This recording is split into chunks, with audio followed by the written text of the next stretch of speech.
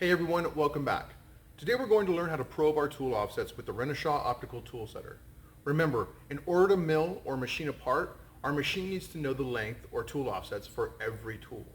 In a previous video, we learned how to manually measure our tool length offsets. However, in this video, we're going to measure our tool offsets with our probe, which is more accurate and a faster way to measure our tool offsets. The Renishaw optical probe tool setter communicates wirelessly with the optical receiver, and the receiver then sends the data to our machine's computer. But before we can measure our tool offsets with the probe, we need to enter some important information into the machine control panel. Once all the information is entered, we can then probe the tool and get our G43 tool offset value. Let's go ahead and get started. So I have this new shell mill tool, and before I can use it, I need to enter some important information about the tool so I can eventually probe it to get my tool offset G43 value. Let's head on over to the control panel now to do that. All right, so to get started, go ahead and select the offset button. And I want my shell mill to be entered as tool number 1. So I'm going to use the cursor keys now to scroll up and over to the tool tab and then down to row 1. So what we're going to do is scroll from left to right and enter data for our shell mill as best we can. And as we do this, we're going to replace the data from our previous tool. All right, so the first column here is our length geometry value. Don't worry about this value for now. Once we probe our tool, this value will automatically update itself. Okay, so I'm going to use my right cursor key. Don't worry about length wear. Don't worry about diameter geometry. Don't worry about diameter wear. And the next column we're interested in is our number of flutes. So looking at our shell mill here, it has 1, 2, 3, 4, 5 cutting teeth inserts. I'm going to go ahead and enter this value as our number of flutes. So I'm going to come on over here and select 5. And it's important to note the difference between F1 and enter. If I select enter, it's going to add this value, 5, to 3 to give me 8. And I don't want that. What I want to do is set this value. So I'm going to select 5 like I already did and select F1. All right, so the next column we're interested in is our actual tool diameter. So I'm going to use the right cursor key to go over. And I know based on manufacturer's specs that this is a 2.5 inch shell mill. But if you're ever uncertain, you can always take out a pair of calipers and you can always measure its diameter. I'm going to go ahead now and type in 2.5. And I'm not going to select enter to add to it. I'm going to select F1 to set this value. And I'm going to select yes to accept it, or Y. All right, so I'm going to use my right cursor key now to scroll over to the next column, and we need to enter or specify our tool type. And in this case, our tool type is a shell mill. So I'm going to select F1 for options. I'm going to use my cursor keys again to scroll over to shell mill, and I'm going to select enter. I'm going to use my right cursor key again to keep moving over. Don't worry about tool material. Now the next 3 columns are very important because this is the information our probe needs in order to successfully measure our tool offsets. So for our approximate length value, you need to go ahead and grab your tool and a pair of calipers. And what you need to do is measure from the top of the flange down to the bottom of the tool as best you can. And I get a value of 2.47, an approximate value. So I'm going to go ahead and type in 2.47, and I'm going to select F1 to set the value. You can also make your approximate tool length measurement with your tool in the spindle. I'm going to go ahead and do that now. Grab your calipers, measure from the top of the flange and once again down to the bottom of your tool. And once again I get about 2.47. Alright, so using our right cursor key we're going to move over to our approximate diameter, and we know that it was 2.5, and if you're ever uncertain you can go ahead and use your calipers to measure your tool. Alright, I'm going to go ahead now and select F1 to set my value. Alright, I'm going to use my right cursor key now to scroll over to my edge measurement height. The edge measurement height is only specific to certain tools. For most tools, you won't need to make this measurement. But in our case, our shell mill does require this measurement. So let me go ahead and show you how. Alright, and for my edge measurement height, I'm going to take my calipers and I'm going to measure the distance as best I can from the outer edge of my cutting tooth insert to the tip or bottom of my cutting tooth insert. So I'm going to enter the value of 0.25 into the machine. All right, so I'm going to type in 0.25 and select F1 to set this value.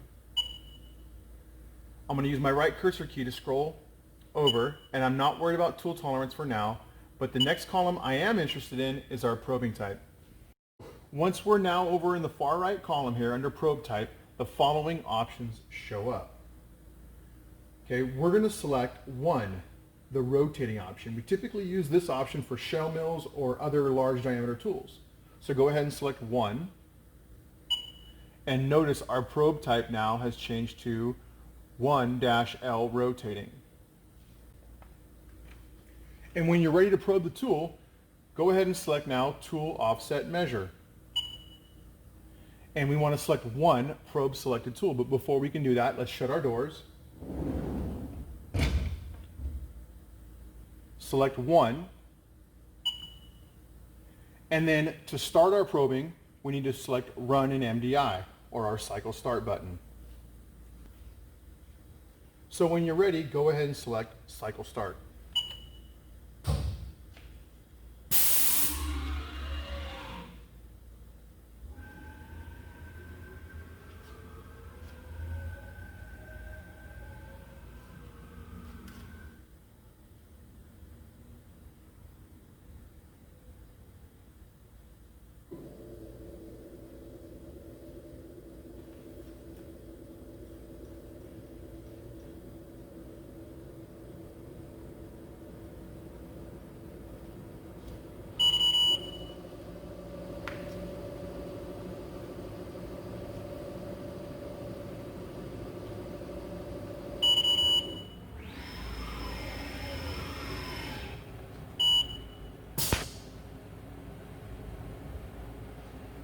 All right, and if you go back to our offset page,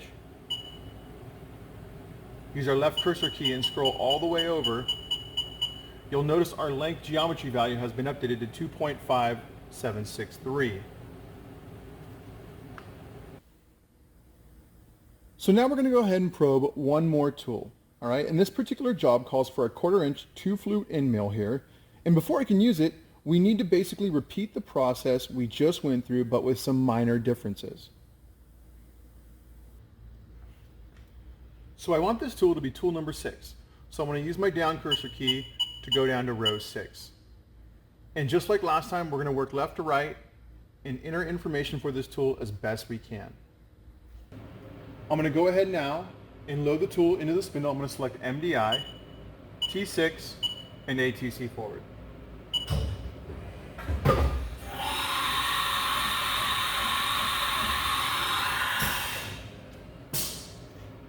Open my doors. I'm going to come back to my offset page, making sure that I'm in row 6 for tool number 6. And remember, our length geometry value here will be updated once we probe the tool. So I'm going to use my right cursor key. Don't worry about length wear, diameter geometry, or diameter wear. Okay, and for this particular tool, it has 2 flutes or 2 cutting teeth. So I'm going to type in 2, and I'm going to select F1 to set this value. Using my right cursor key and moving over to our next column here, our diameter of our tool is not 0.5. We need to change that to 0.25 or a 1/4 inch. So I'm going to type in 0.25 and select F1 to set the value. And in this case, it is an end mill, so I'm going to leave that the same. All right? And I'm going to scroll over one more column, and don't worry about tool material. I'm going to keep scrolling over. Approximate length now. What you want to do is grab your calipers and measure from the top of the flange down to the bottom or the tip of the tool here. And I get a distance of 4.04 inches. So I'm going to type in 4.04 and select F1 to set this value. Now remember, these 3 columns, approximate length, approximate diameter, and edge measurement height, okay, our probe needs these values to successfully measure our tool offsets. All right, use my right cursor key now to move over to our approximate diameter, and recall that this is a 0.25 inch diameter tool. So I'm going to type in 0.25 and select F1. Okay, and if you're ever unsure, you can use your calipers to measure the diameter. Using my right cursor key now, the edge measurement height, we don't have to worry about that. Okay, it's just a plain end mill. It doesn't have that feature. All right, tool tolerance, don't worry about that for now. And we're going to scroll over one more time to the far right column here for probe type. So if you recall, for our shell mill, we used a rotating option to probe our tool. In this case, we're going to go ahead and stick with our 2-L non-rotating option to probe this tool. So if you look down here, number 2 here is length probing non-rotating. Okay, so we're going to go ahead and stick with option number 2 here, and I'm going to go ahead now and select tool offset measure. Okay, I'm going to close my doors. I'm going to now select 1 to probe the selected tool, and I'm going to select cycle start to probe our tool and run an MDI. So when you're ready, go ahead and select cycle start.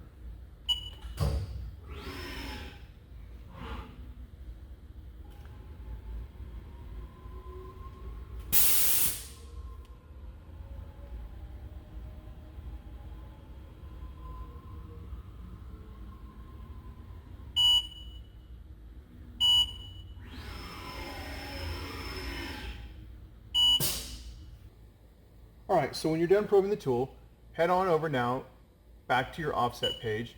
Use the left cursor key now to scroll all the way over to your length geometry column. You want to go ahead now and verify that your length geometry tool offset has been updated. And that's it. Go ahead and repeat this process for any other tools that you need to measure. A couple of very important things worth mentioning before we leave. Your tool setting probe should always be used in combination with your work offset probe. These two probes make up the Haas Wireless Intuitive Probing System, or WIPS. And when used together, they allow for a more accurate and faster way to measure your offset values. You also want to be sure to probe all of your tools on your machine at the same time. This is to ensure your probing measurements are not combined or mixed with any previous manual offset measurements. So in our next video, we'll learn how to use the optical probe to measure our G54 work offset values. Thanks for watching, and we'll see you next time.